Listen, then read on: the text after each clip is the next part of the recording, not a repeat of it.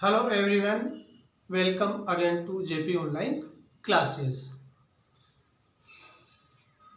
हम भिखमंगे की दुनिया में स्वच्छंद लुटाकर प्यार चले, हम एक निशानी सी ओर पर ले असफलता का बाहर चले। ये इन पंक्तियों के माध्यम से कवि कहता है कि हमारे संसार में प्यार लुटाया है। अब इसके शब्दार्थ देखिए। भिखमंगों, भीख मांगने वाले, स्वच्छंद बंधन रहित, निशानी का मतलब होता है पहचान या चिन्ह, भार का मतलब होता है बोझ और यानी हृदय। हम भिखमंगों की दुनिया में स्वच्छंद लुटाकर प्यार चले, हम एक निशानी सी उर पर ले असफलता का बाहर चले।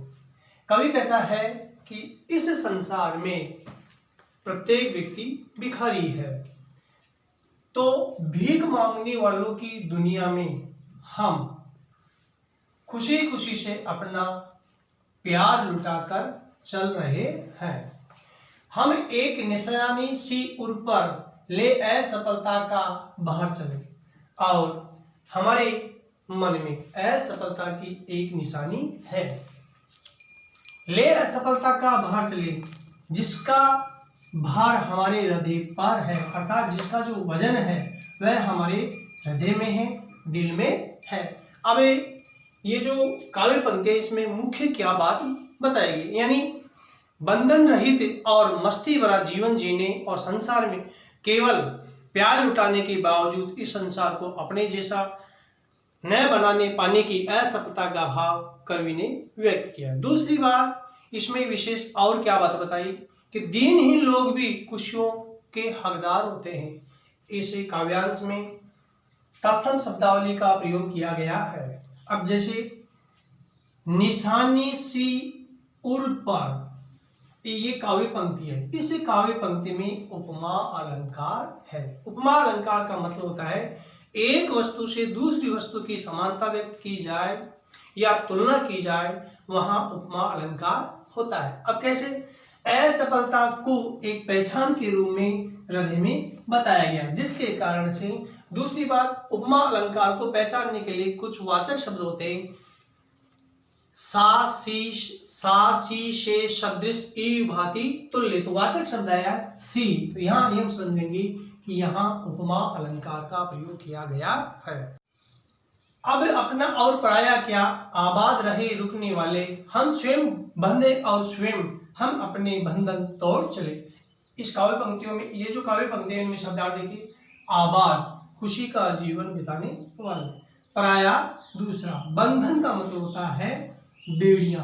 अब ये जो काव्य पंक्तियां हैं, इस काव्य पंक्तियों में क्या बात बतलाई, प्रसंग क्या है, अर्थात कवि ने जीवन की वास्तविकता का वर्णन इन पंक्तियों में किया है।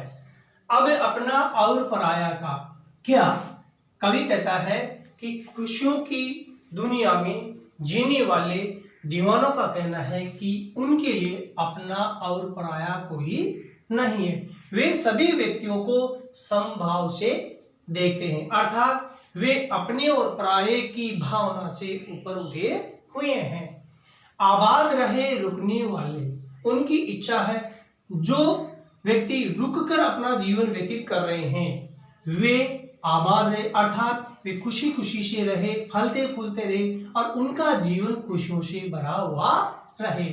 हम स्वयं बंधे और स्वयं हम अपने बंधन तोड़ चले, वे अपने स्वयं के लिए बंधन बनाए हैं और वे ही हम अपने बंधन तोड़ चले और उन्हीं बंधनों को वे तोड़कर चले जा रहे हैं। अर्थात कहने का मतलब है कि अपने और पराये का भेद छोड़कर दुनिया के माया मोह का बंधन ही मनुष्य वास्तव में स्वतंत्र होता है। अर्थात अपने और पराये का भेद छोड़कर और दुनिया के माया मोह का जो बंधन तोड़कर मनुष्य की जो वास्तविकता है वह स्वतंत्र है, अर्थात वास्तविकता से जीवन जीना चाहिए। अब इसमें मुख्य क्या बात होता है, हमें उनका भी जीवन खुशहाल बनाने का प्रयास करना चाहिए। अब इन काव्य पंक्तियों में तत्सम शब्दावली का प्रयोग किया गया है। दूसरी बात, अब अपना देखिए, ए और ए, यहाँ पराया क्या, या अर्थात बार बार वर्ण की आवर्ती आई। यहाँ ए आया है, यहाँ ए आया, यहाँ ये आया है, या ये आया है। अर्थात बार बार, एक से अधिक बार जब वर्ण की आवर्ती होती है वहां अनुप्रास की छटा होती है।